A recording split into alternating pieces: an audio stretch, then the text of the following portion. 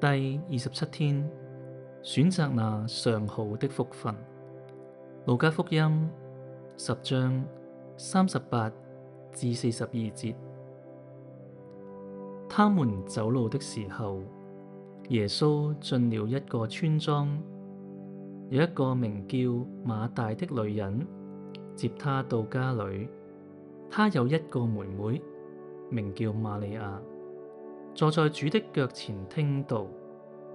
馬大被許多要做的事弄得心煩意亂，就上前來說：主啊，我妹妹讓我一個人伺候，你不理嗎？請吩咐她來幫助我。主回答她：馬大，馬大，你為許多事操心忙碌，但是最需要的只有一件。瑪利亞已經選擇了那上好的福分，是不能從她奪去的。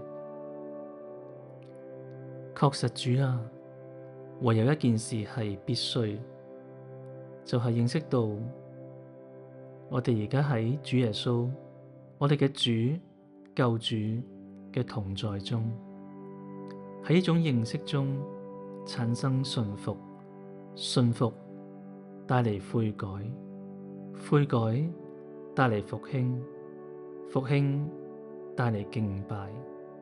求你賜我哋清晰嘅思路同埋智慧，去選擇嗰個更美好嘅道路。阿門。